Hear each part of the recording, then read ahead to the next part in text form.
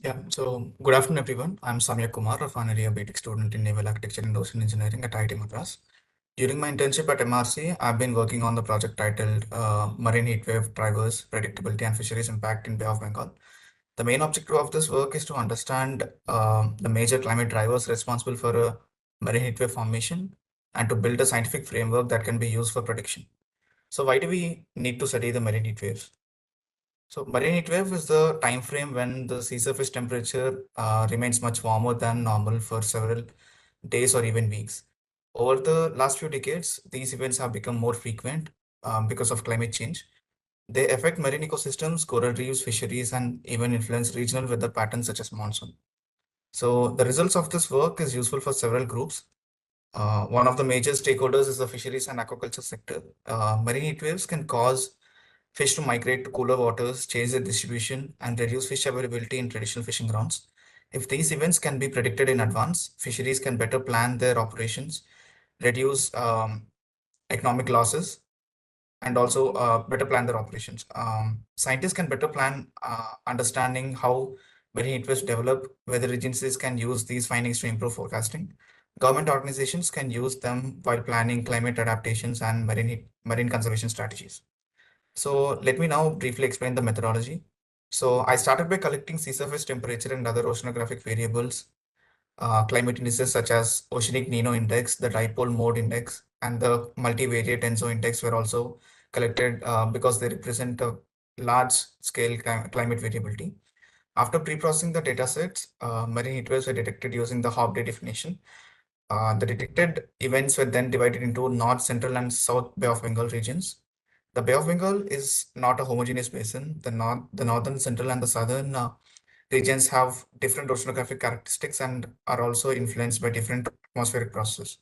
So, therefore, analyzing the entire basin as a single region may hide important regional differences. I then performed several statistical analysis, including the frequency analysis, lag correlation, duration analysis, intensity analysis to understand the influence of climate drivers. Finally, the complete workflow was designed so that it can be extended into a machine learning framework for marine heat wave prediction.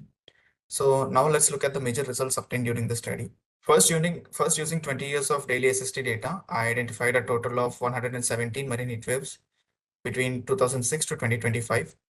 They were divided into 49 events in the North Bay, 40 events in the Central Bay, and 28 events in the South Bay. I then studied the influence of ENSO on marine heat wave occurrence. The marine heat waves in the South Bay were predominantly associated with the El Nino conditions, which were 15 events, unlike the North and Central Bay, where events were more evenly distributed. This means that more than half of the marine heat waves in the South Bay were occurred during the El Nino conditions, meaning ENSO has a real influence on the marine heat wave occurrence in the South Bay. I then analyzed marine heat wave duration and intensity. The statistical analysis show no significant differences across El Nino, neutral, and La Nina conditions. This means ENSO mainly influences how frequently marine heat wave occur, but not how long they last or how intense they become. So around 80% of the marine heat waves occur during weaker than normal wind conditions, suggesting that reduced wind mixing allows the ocean surface to retain more heat. So this slide shows the spatial evolution of two marine heat wave events observed during the study. The top row represents one of the longest marine heat wave, which lasted 81 days, while the bottom row represents one of the strongest marine heat wave, which reached a maximum intensity of 0.94 degrees centigrade above the climatological threshold. For both events, the three maps show the sea surface temperature anomaly at three different stages: before the event, during the event, and after the event. Before the marine heatwave begins, the warming is relatively weak and limited to small parts of the Bay of Bengal. During the event, the warm anomalies become much stronger and spread over a much larger area. The dark red colors indicate regions where the sea surface temperature is significantly higher than normal, clearly showing the peak of the marine heatwave.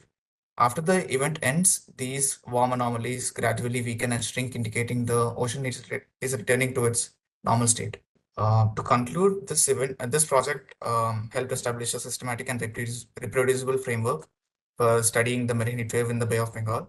Through this work, I was able to identify the major climate drivers influencing the marine heat wave occurrence and understand how their influence varies across different regions. Thank you all for your attention.